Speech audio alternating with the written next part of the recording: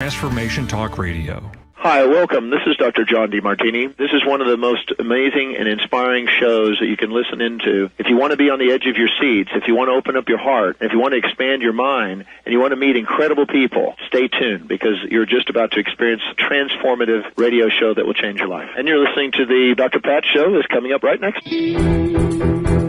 Welcome to the Dr. Pat Show. Talk radio to thrive by. Powerful, inspiring, and coming to you live, bringing you stories of people like you and me, busting through and living life full out. Get ready to dare to wonder what your life would be like if you knew you could not fail.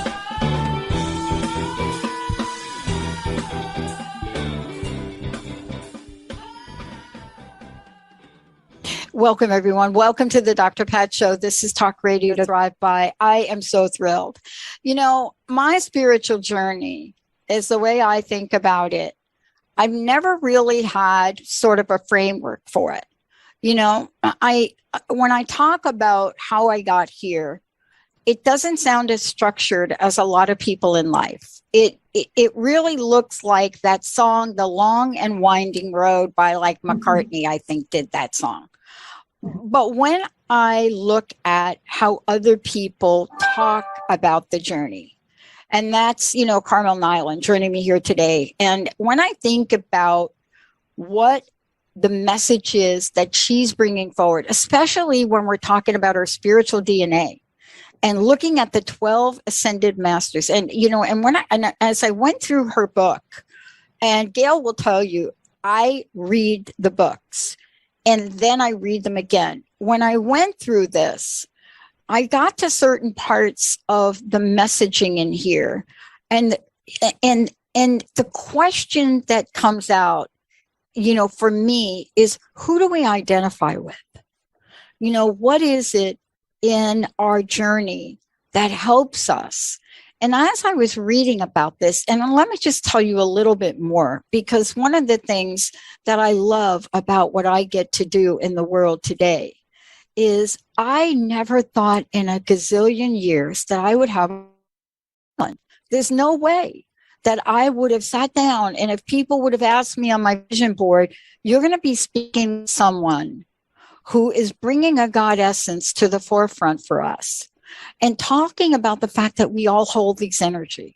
And whether you're learning it from this book and talking about spiritual DNA, or if you're looking at the many books, and especially a Darker Magic, this comes, it, at least for me, this woman, it makes me sit up tall. It makes me look through a different lens. Because if we can truly understand the spiritual and our genetic connection to God, and have the realization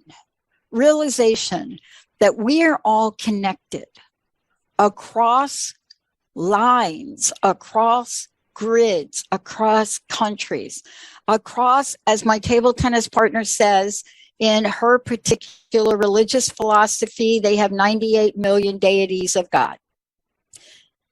What you come to is an understanding that we are so much more. Whatever we think we are, we're much more than that. Carmel, it's great to have you here. Thank you so much for connecting again. And it's such an honor to see you and to be in your presence and the wisdom of what you're sharing, because the world needs this book now more than it ever has. What do you think? Well, thank you for such a wonderful introduction, Dr. Pat. I kind of got into this area backwards rather than frontwards. I was founded by, when I looked across history, which I studied passionately, and I saw that there were people incarnating founding fathers and mothers of the United States. That's one of my beginning points. Yeah. And how the energies associated in around the time of Shakespeare, when we had the great flowering of English literature, or later on when we had the flowering of English poetry. So what's going on here?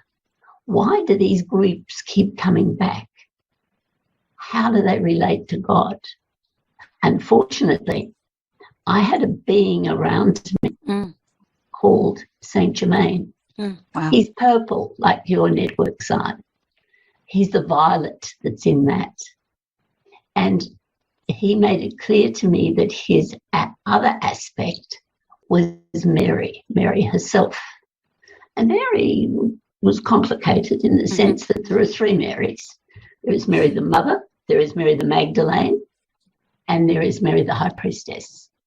But when it got to Saint Germain, it was really complex. So starting with complexity, he then worked with me to make this far more simple, so any Tom, Dick, or Harry could understand it. You know, let me ask you this question, because I've been on a really interesting journey, and people that hear me say this, I get it followed up by a number of emails that people talk about things that I hear about, but I'm not quite familiar with the depth and the breadth of it. And when I talk about the fact that, you know, I come from, like you, I come from a corporate background, right? I mean, if people were to look at our resumes, post whatever we're talking about, and they saw, here we are, executives, people in the corporate arena, you know, they will always want to know, you got to be kidding me, Pat. I'm not kidding. And I'm sharing this with you because in your book, you know, it really invites us to discover not only like, who am I, who I relate to, who I identify with, but perhaps how we're getting through the life that we're in, how we're getting to the calling that we're being asked to look at. And I say a lot of things on the show, and one of them I said is, I got to tell you, I learned everything I needed to learn in order to be me today from all of those experiences, including being homeless and selling hot dogs from a hot dog cart. That's why I say I'm in awe. Your name. Your name is your signature. So that's looking at it from a very spiritual point of view, but we can look at it from other points of view. If you study astronomy, one of the things you realize is that the skies that you look at are full of order. The planets really don't go around crashing into one another. They follow a particular order. And you see this amazing universe in front of you. And what I was interested in was the mathematics of that. How did it function? How did it work? So when we look from the origins of your name to the origins of the universe, we can see human DNA working. And I asked the question, why not spiritual DNA? And that allowed us to find out that we could work out what DNA we were by asking a number of questions. The name is the clue for most of us.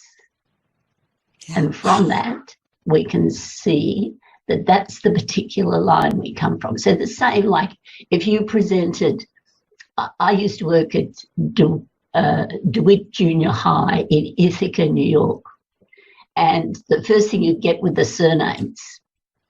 So the surname told you who your dad was, or in some cases who your mum was. I should say mom, I forget. Dad and mom. It told you that. Now, we've got the same process so that God, wherever the mother, father, who is God, is, can look down and find us by the exactly same process. The name tells him or her what he needs to know. So that's making it very simple. And I love that you did that, though. I love that you did that, though, because let me give you a sense of a couple of things that happened to me over the past 18 months. One of them, I was at a music video with John Legend. Right. Okay, hip hop rap song. We're having so much fun. But when it was over, I had met the most incredible people, and I got on the plane. Carmel, I got on the plane, and this has happened since then because I don't have the words, but your book shows me the words, right? Your book helps me understand this. And I got on the plane, and it was late, and it was dark, and it was, I think Jessica and I were the only one on the plane. And I looked at her and I said, I'm different. I said, I'm different. I changed. I said, I'm different. And she said, I don't understand what just happened.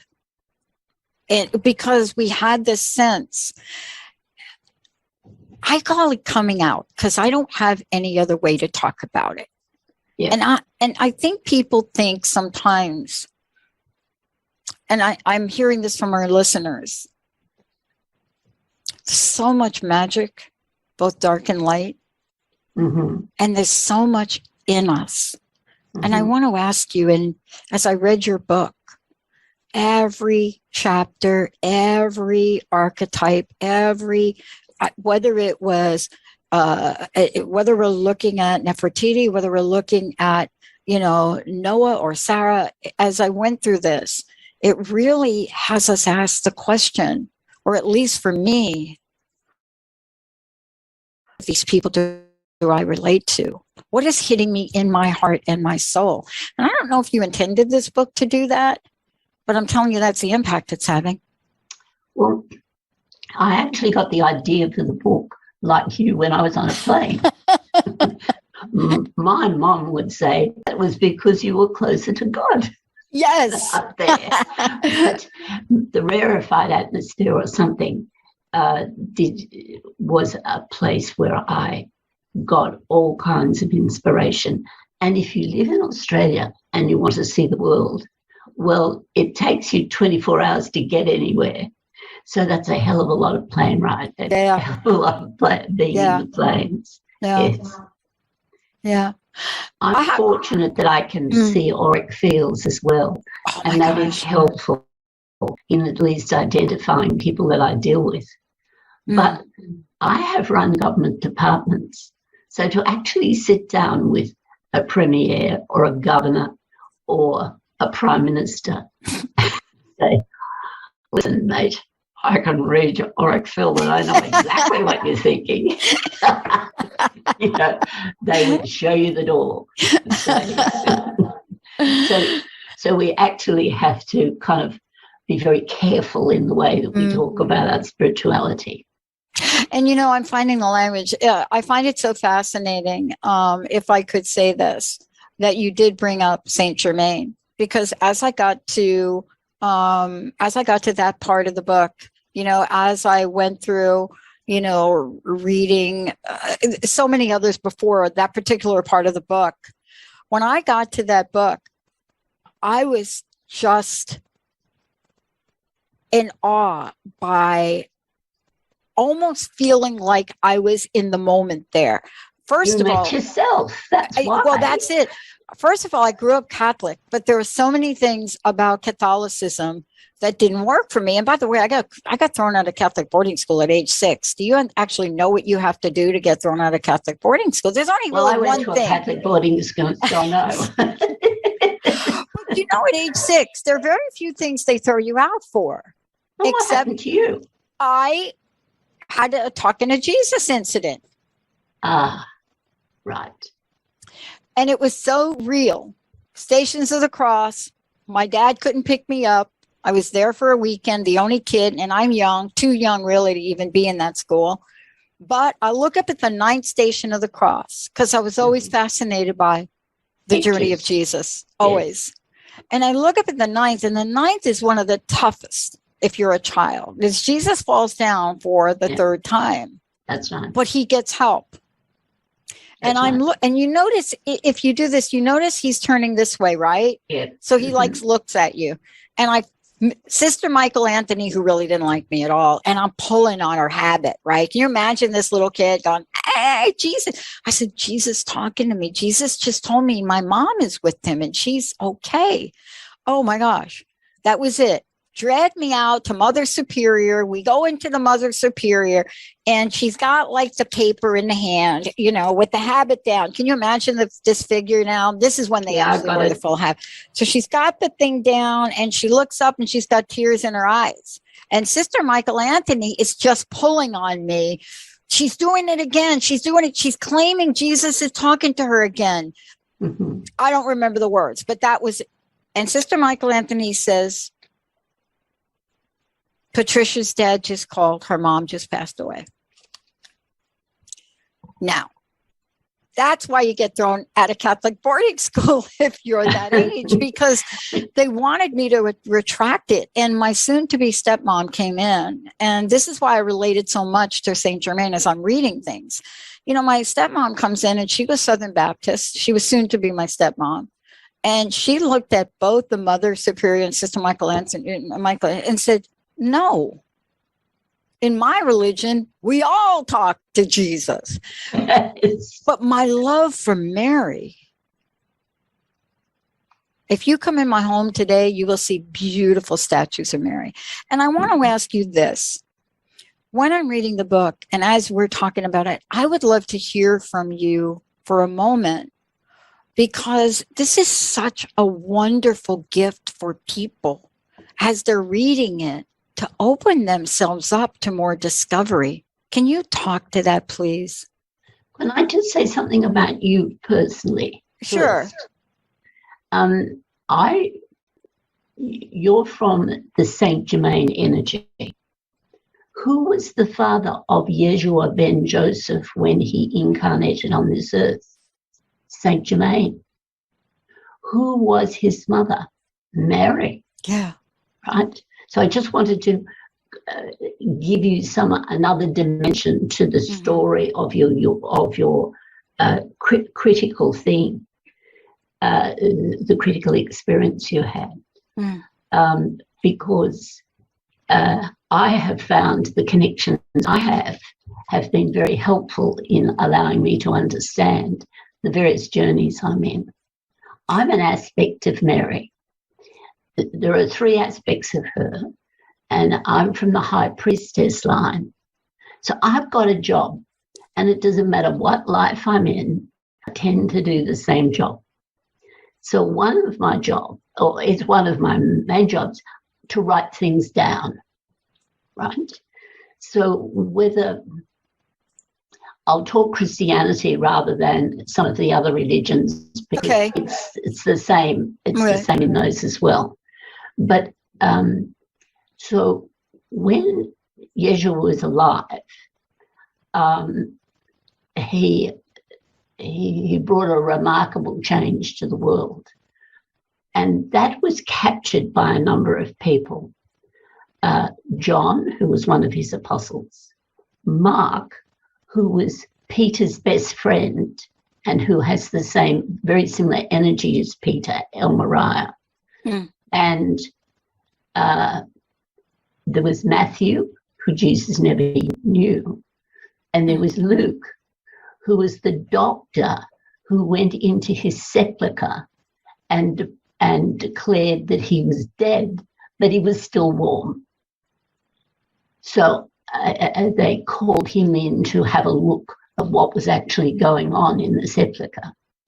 And there was this man, not breathing, with no vital signs at all, but he's warm. And Luke, a doctor, says, well, I think he's going to die. Right. And he was called then to write one of the Gospels. So that's the line I'm from. So I write the stories of what happened. And it doesn't matter whether it's Buddhism or whether it's Hinduism or whether it is a belief structure of the Australian Aborigines or a belief structure of the American Indians. Those are the things, the stories I'm drawn to, their view of the universe. And my role, lifetime after lifetime, is to write about them. So spiritual DNA fits completely within that.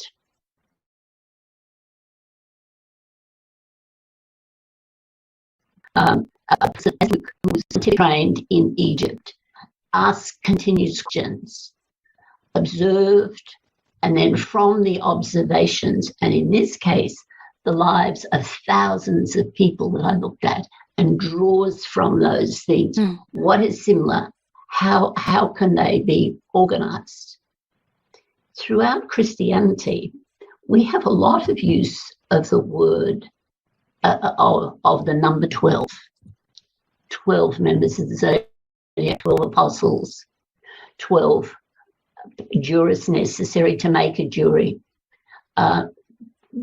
12 keeps repeating. So it made sense to me that would be 12 major energies. And those would be used to come in.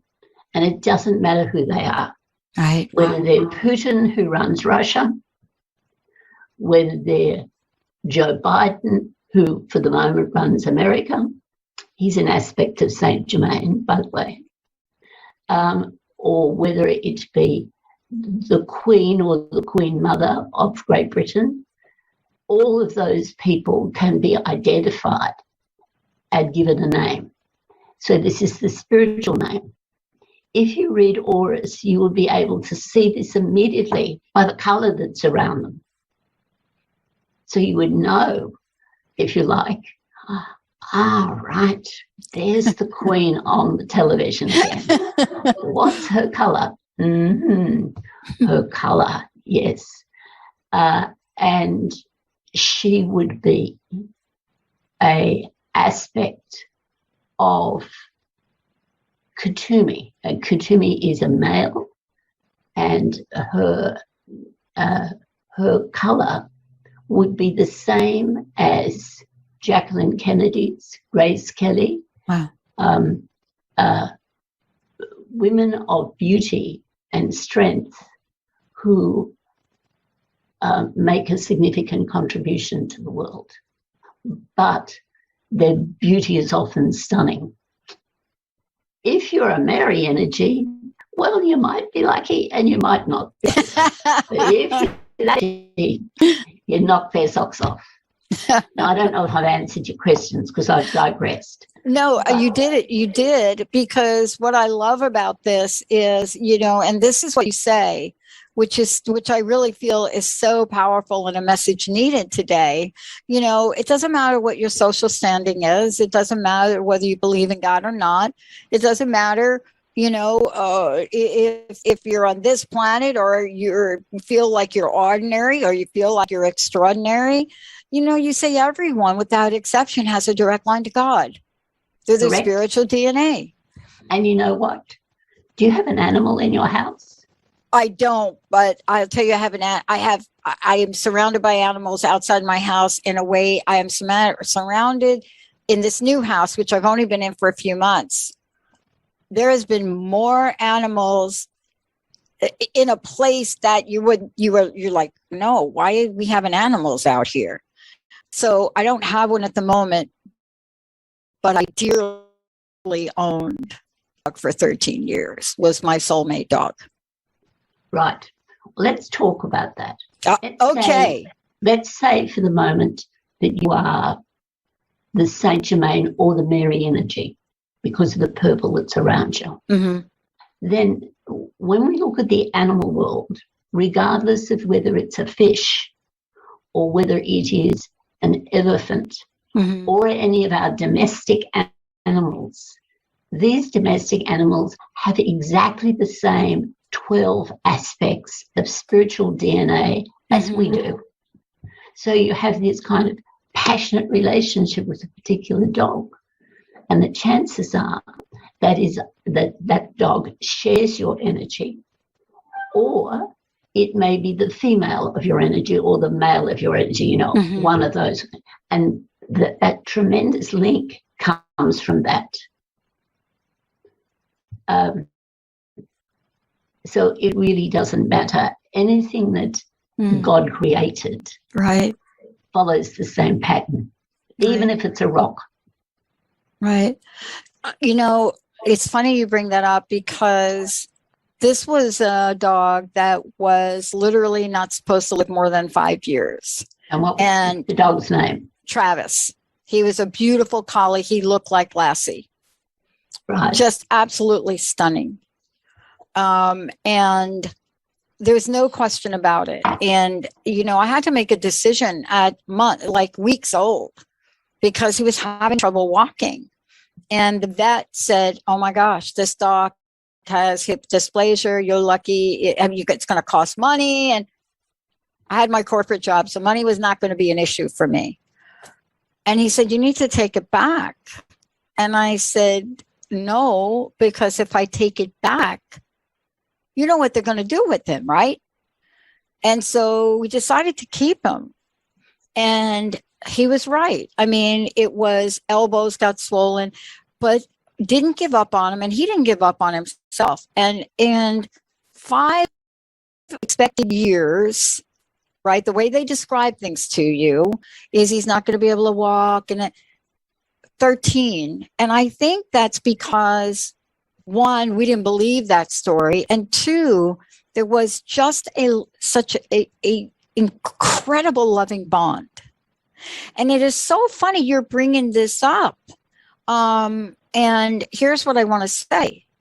I have gotten in the past 4 days, maybe 5, I turned to Linda and I said, I think we got a bobcat out here. Linda's visiting from New Jersey. She's been helping me out. I had some knee surgeries, which were great. But I said, I'm telling you, it's bobcat out there. I said, that cat looks like a bobcat. And she said, no, that's not a bobcat. It's like a regular cat. It's got a long tail. I said, I don't know what it is about a bobcat. And this morning I wake up and I get on my phone this message in our neighborhood, yes, a video of a bobcat. And I thought, now this was not the same cat, but I must have picked up on the bobcat energy. And I sent it to Linda and I said, can you believe this? Like, why would I be thinking about a bobcat? I don't even know what a bobcat does. And it's, for me, when I'm thinking of this, I'm thinking about how just beautiful, you know, what you're presenting to us is. It starts to have me, at least after I've read the book, ask more questions. I love questions. And I just want to take a minute, if we could. Yeah. This book is available, and certainly people can get this. And you also, there's a website that we could send folks to too, as well. Yes. And I want to make sure they do. They go to ourspiritualdna.com, ourspiritualdna.com.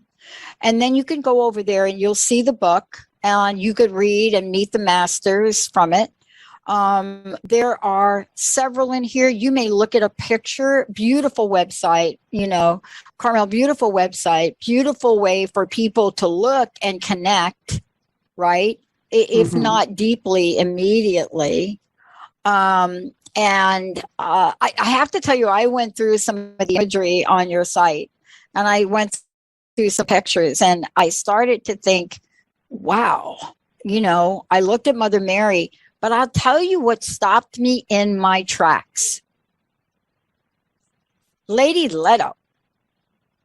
All right. And I want folks to go over here, ourspiritualdna.com, because isn't this what we're talking about? We're talking about if we have our energy field open, which this has been a lifetime journey for me, you know, something strikes us. Like, I was so thrilled to be talking with you about this because we are hungry. We are hungry to be opened again now. Let's talk about Lady Leto for a moment. Okay, I will. Lady Leto is the feminine of Serapis Bay. And Serapis Bay beings don't incarnate that often. But when they incarnate in the masculine, they always, they try to get the name Thomas in their name. So go back to one of the founding fathers. Who was the Thomas? Jefferson. Correct. Yeah. And who was the Lady Leto? I'm going to be lost for her name, but I can describe her. You remember that Thomas Jefferson fell in love with a slave woman. That's right. That's a beautiful black woman. And her name leaves me for the moment, but that's Lady Leto. Yeah. Oh my gosh, you're right. And you know, there's a confusion around this, by the way. There was confusion around this. There was the one side of that story was that it was Sally Hemings that was Sally. Yes, yes, right. That was her name. Yes, Sally right. Hemings, right. Right. That was the slave, right? Yes. And when you see the pictures of her, I didn't think about this. Striking. And now that I'm looking at the picture from your site, oh my gosh, you should put them side by side. Right. Well, there you go. Oh. So once you got the clue, it's not whether we're talking about Marilyn Monroe, or whether we're talking about Donald Trump. Yeah. Donald Trump is an aspect of Dwal Kul, and you put him beside other aspects of Dwal Kul who've been presidents. Mm. So think of recent presidents who've got kind of his vague shape and handsomeness. Mm. Can you think of one? Oh my gosh. Up in California. Right. Ronald Reagan. Exactly. So Ronald. They like those names. Also Donald Duck, remember. So he quacks a lot. But Ronald Reagan had an amazing career. And for those people who have English ancestry, there was a much-loved king. Mm-hmm. He was the king during the war. And during the war, he was King George VI, I believe. George V. Anyway, he was the King George. He was married to Elizabeth, who we called the Queen Mother. And he also was an aspect of Dwal Kul. So I don't want to, if somebody thinks Donald Trump, they may think, if you're Australian, you would think buffoon, right? But you wouldn't think that of Ronald Reagan, and you certainly wouldn't think of that of the king. So I just wanted to talk about the great diversity that he comes in. Now, we were talking about Serapis Bey for a moment, Thomas Jefferson. Mm-hmm. Yes. I'm just trying to think if you've had him as a president. No, I don't believe so. Mm-hmm. I have to tell you, though, when I looked, I have both images. I have a portrait image that was done of Sally Hemings, and I have it next to the picture on your website. Everybody, please go ahead and look at this. We're actually going to put it in the video here as we're speaking, our spiritualdna.com. When you look, you'll scroll down and you'll see Lady Leto right there. You know, oh, she's wearing purple. I just noticed that. And when you look at their pictures and you look at the expression on the face that you have on your site, and you look at the expression of the portrait picture we're going to put side by side in this video, you will be shocked by the resemblance. And I am just in awe. You know, I want to ask you this question too about the book. There were some people, as I was reading about them, that I got a little odd feeling about. Right. Okay. You know what I mean? It wasn't. Yeah, well, tell me who. Okay. So I just want to say, I'm not saying that I had like that, but I can't explain the feeling. Remember I described before the feeling when you were talking, when I got off the plane. And yes. I just took a moment and just said to Jessica, I'm different. Okay. But when I started to read a few things, right, and I started to have like that kind of feeling, I felt this level of pain, right? And no, I mean like really physical pain, like something really like got me. And it was Athene, right? Athene.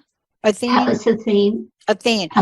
If you come into my bedroom, I have a giant frame poster of an abstract version of Athena. Don't know why, don't know how. But when I came to really look on the website and I looked a little bit, there's just this feeling like something in my heart. And it wasn't a bad feeling. It didn't stop me from reading. It was like, oh, okay. Have people had that experience? Yes. Okay. And that's nearly always tied in with, let's go back to your mother superior. Remember? Okay. Yeah. Right. Now, I want you to think about those two nuns at the time. Right. And can you get the same feeling with one of those? Sister Michael Anthony. With Pallas Athene. Yeah. Well, I think the feeling I get from the pain is when the Mother Superior had her head down. Yeah. Right. I get a lot of crazy anger from Sister Michael Anthony, but that same level of compassionate mourning, like sorrow. Yes. That's it right there. Sorrow, a deep sorrow. That's what I got from Mother Superior in that moment. And it was a nanosecond, by the way, as I reflect back. I don't, I only remember the experience. Run through some of the prominent yes, let's do it at the moment. Yes, please. So one of the prominent Pallas Athenes was Margaret Thatcher, right? Yeah. Another one is the marvelous woman who has run Germany and has run most of Europe and knocked all those blokes into for a six. She is still the current leader of Germany. So Angela Merkel. I love her. I loved her from the day she opened her mouth. That's Pallas Athene. Think of Elizabeth I of England, the red-headed queen, the one who had an amazing intellect, like the current leader of Germany does, like Margaret Thatcher does. She wasn't my favourite. She wasn't my favourite prime minister by any means. But sometimes you need a woman who's a very tough nut. Pallas Athene was in mythical times. She was a military character, and she was also in Catholic iconology. Saint Joan of Arc. Oh, wow. Right, in military uniform. That's Pallas Athene. You don't mess with Pallas Athene. She's full of strength and she knows exactly where she's going. And if you don't know where she's going, she'll get you by the nose and you'd follow her. And a perfect Mother Superior, by the way. I was just going to say, I was just going to say a perfect Mother Superior because, I have to tell you that, as I go through these and I go through your book and I'm reading your book, this is really quite a journey to really take all of this in. And, I know for you, Carmel, Carmel, I think that for you, you've done such a beautiful job in this book as you've done, in the other book that I referenced earlier. But what is happening now is the way you're bringing this message forward now, it literally, the timing of it, right? Because I don't know if I would have not gone through sort of that moment on the plane right before the pandemic really kicked in. It was just right before that. And then, these other things that happened over the past 20 months, which led me to not shrink, but expand. And as I went through your book, I got a better understanding of that. Good. I'm very pleased with that. Yeah. I find it very useful to look at some of the energies of the people who are your current politicians. For example, Kamala Harris. Oh. All right. Now, Kamala Harris is definitely not Pallas Athene. She's not there she's actually the female of Kutumi, who has been some of your most wonderful presidents. And she is the same energy as the Jacqueline Kennedy, one of the Grace Kelly. And you can see that in her beauty. But don't be fooled by the beauty. Yeah. It's the same with Jackie Kennedy. Think of her life from one end to another. Think of the tremendous sorrows in her life. Yeah. But also think of the dignity. And honestly, to deal with your Senate or your Congress, you need a lot of dignity as a woman to put up with the sexism that goes on there, and to be dignified and maintain who you are. So that is an example of a great gift to America. I can't even believe you brought her up. I have been, I don't really energetically just drawn to Kamala Harris for a long time. I went to school in California, right? So, an introduction to who she was, younger and so forth. But to watch her journey, I am so struck by her. And I have to ask you this question, because I'm reading in your book, and now I'm going to go back and I have to read it differently now, because I'm trying to understand my next action. I did a show the other day and I was talking with someone, one of our new hosts, and I said, I'm drawn to talk about something. And she asked me very bluntly, this is a woman of color. And she said, well, what are you going to say? Or what did you say? What'd you say, Pat? Or what are you going to say? And what is the article you want to write? And out of my mouth came something so fascinating to me. I said, I want to write, and I just said it, the destruction of a powerful Black woman. And she said, oh, you're feeling it too. And she said, why for you? And I said, out of all the things that I could have thought of her doing, I find it so interesting we assign her something no one was able to do successfully, including the current president. And I want to talk about what we do to powerful people, powerful women, and what we're doing to powerful Black women. And one of our listeners called in and said to me, well, Pat, what will you give her to do?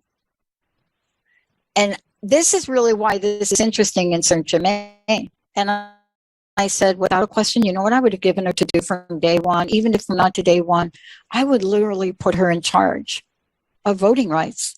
I would have given her a microphone. I would have given her a podium.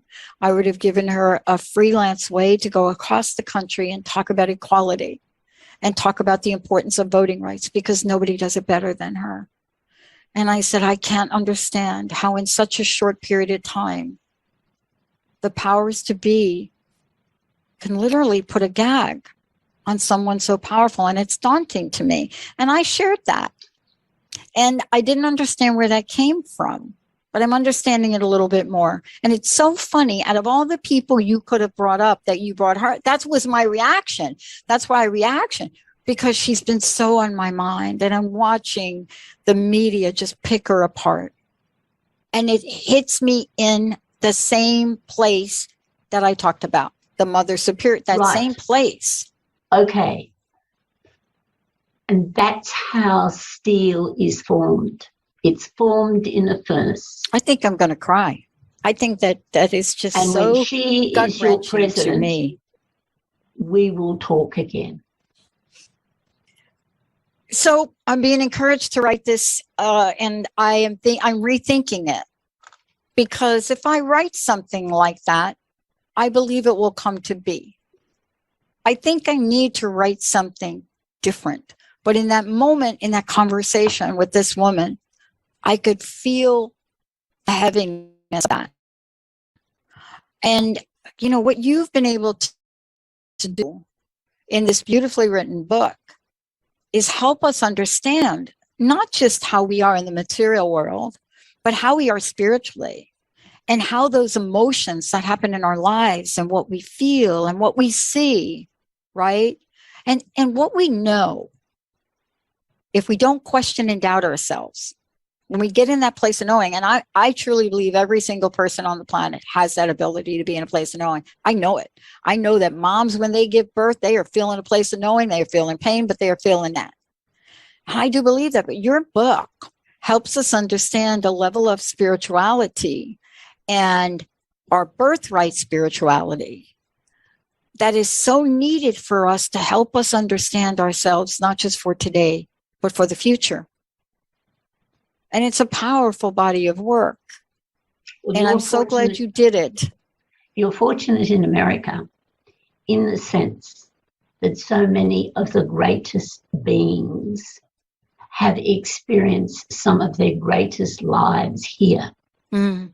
And that by seeing their energy, for example, one of the really great energies was Alexander the Great. Oh. And Alexander is Hilarion. And where have we seen Alexander the Great in America? We saw him as George Washington. This is the man who was Moses. We see him as George Washington, the first president of the United States. So you can see that when God's at work, how he has been at work, particularly in bringing to you leaders who are monumental and are some of the best the world has ever had, come to help you found this wonderful country. Mm-hmm. So there he was, and the 12 apostles of Yeshua ben Joseph were all caught in that group of people. Benjamin Franklin, we haven't talked about Benjamin Franklin, we just spoke about Thomas Jefferson, all right? So Thomas Jefferson was Yeshua's doubting Thomas. Why? Because he was so bloody intelligent. Jesus could never say anything that he didn't say, no, wait a minute. What the hell are you talking about here? So that's how he got the name. And when you know Thomas Jefferson, you see the linkages between the two of them. Right. It's so what's the language we use? It's so devil's advocate type. Yes. Right. Yes. I'm sure he didn't say, let me play devil's advocate. He just jumped out there and just was that. He's one of the brightest people who, his spiritual DNA means that he ends up being bloody brilliant. Winston Churchill, the only man to get two prizes, one for peace and one for literature. I mean, so that's Serapis Bey. He's exactly the same energy as Thomas Jefferson. Mm-hmm. It's a reincarnation of Thomas Jefferson. So I just wanted to say that when the chips are down, God, responding to prayer, puts in place the people who are necessary. The Queen Mother, who was originally Isis, and therefore the Winston Churchill would originally have been Osiris. Here the two of them are, she looking like butter wouldn't melt in her mouth, and he having a big fat cigar in it, and but crafting beautiful words and having the strength, the two of them having the strength to stand up to Hitler. So you work on all different levels. We've not only got to have the soldiers, we've not only got to have the leaders of the soldiers, but we've also got to have the great leaders. And what I want to get, the key message I want to get through to you is here. Yeah. You have had some of the greatest leaders the world has ever known. They have chosen to come back here. Constantine the Great, for example, was a former life of JFK. Mm-hmm. JFK was what a beautiful man, but beautiful to look at, but he had loads of flaws. Yeah. and great ones come here, and when they have flaws, they stick out like the proverbial dog's balls, right? There's no doubt about it. Mm-hmm. They're subject to such scrutiny, and that's that fire and furnace that burns those things away. So we'll see this with your current vice president. She'll be put through the same kind of fire as JFK was. As we speak. Yes. But remember, there are no accidents. Right. The people who are gifted to this country may be buffoons, but they come from a lineage of tremendous strength. Wow. And even the buffoon, who was your last president, has tremendous strength there. And I have indicated to you how, if you look at his past life, which was the King of England during that war. But nothing really surprised us. You know, in my life, and I want to ask you about this because as I was reading the book, I was trying to think about the people that I am, just for the strangest reason here. But before we do, I want to make sure folks go to ourspiritualdna.com. You'll see the book there. You'll also meet the masters. This is what's really cool, why we're talking about this in some detail. But what you're going to find in the book that we're not going into and talking to in so much detail is this beautiful information that you'll find and you'll say, oh, I relate to that, or let me go back and read that. Well, I have to thank you so much for joining me today. And again, I want to make sure folks go to, it's just a fabulous place for you to go to get the book. Go ahead and get it. But it's ourspiritualdna.com. Just one last question. I'd love to know your personal message. I'd love to know what you'd like to leave us with today. I've been on a long journey. It's been a difficult journey. And at the end of it, I've come out with a stronger belief in the mother, father of us all. I can actually see I should get little glimpses of sometimes the why of things, which prior to understanding this particular shit, I couldn't see the why. I mean, why to streets off this beautiful woman and do those things to her? And I now know that the real heroes and heroines are put through the blowtorch on the belly. So at the end of it, they can follow their true path. Yeah. Right. I want to thank you so much for everything. And thank you for really writing this absolutely beautiful, what I would like to call this beautiful invitation for all of us to really get to a deeper meaning of ourselves. Because I really do believe that if we get that deeper meaning of ourselves, we can have a deeper meaning of each other.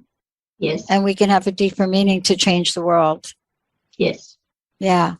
And thank you'll you see so all much. The connections, the ways that you're connected. All the connections. Yes. Boy, wait till you see the pictures of Jefferson and Sally that look exactly. It's just so beautiful. Thank you so much for everything. And blessings to you. Same to you, Pat. Well, thank you, everybody, for tuning us in and turning us on. Thank you so much, Edvin, for doing what you're doing. And for all of you out there, this is truly an invitation. It's an invitation that will hit you so deeply in the places of your soul. And for me, as I read the book, there were moments of relief. I could feel it and then know that you are empowered in hope today, and that you are warriors, all of you, men and women. You have been given and chartered with your DNA, your spiritual DNA. And there are so many things to come in your favor. Thank you for tuning us in and turning us on.